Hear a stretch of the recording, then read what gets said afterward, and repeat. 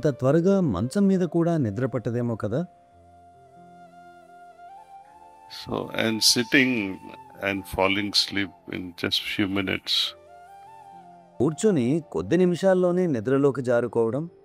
ఈ ధ్యానంలో మన మనస్సు, శరీరం చాలా విశ్రాంతి పొంది తరచుగా మీరు నిద్రిస్తున్నారేమో అని భావిస్తారు. కానీ మీరు నిద్రించడం లేదు. దీనినే మన మహర్షులు యోగ నిద్ర అని పిలిచేవారు. కానీ మనం దీనిని నిద్ర అనలేము. See, there are multiple levels of consciousness. మనకు చాలా చైతన్య స్థితులు ఉన్నాయి. ఒకటి మన సాధారణ జాగ్రత్త స్థితి, మరొకటి మనం నిద్రించే ముందు స్థితి, తరువాత గాఢ నిద్రా స్థితి. ఈ 3 స్థితులు మనందరికీ తెలుసు. వీటిని మనం ఎలక్ట్రోఎన్సెఫాలోగ్రామ్ అంటే ఈఈజీలోని విద్యుదయస్కాంత తరంగాల ద్వారా కొలవగలము. ఉదాహరణకు ఆల్ఫా, బీటా తరంగాలు. వీటిని చిన్నపిల్లల్లో చూస్తాం. ఎందుకంటే వాళ్ళ ఆలోచనా విధానం వేగంగా ఉంటుంది.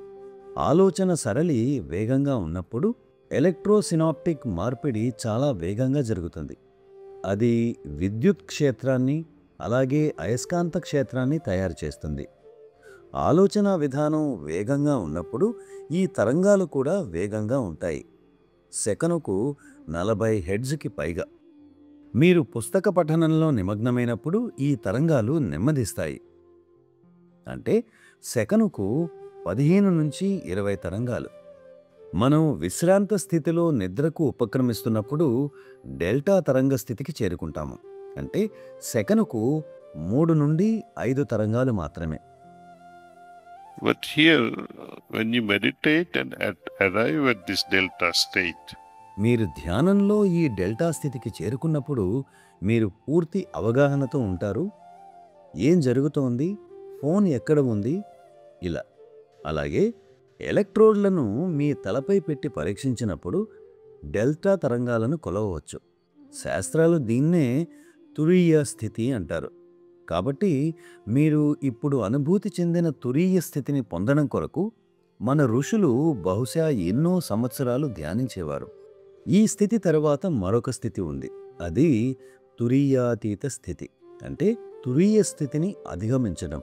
దీన్ని మనం మరో రోజు చర్చిద్దాం. నేను మిమ్మల్ని అభినందించదలుచుకున్నాను. దీనిని కొనసాగించండి. and see where it takes you just a few days.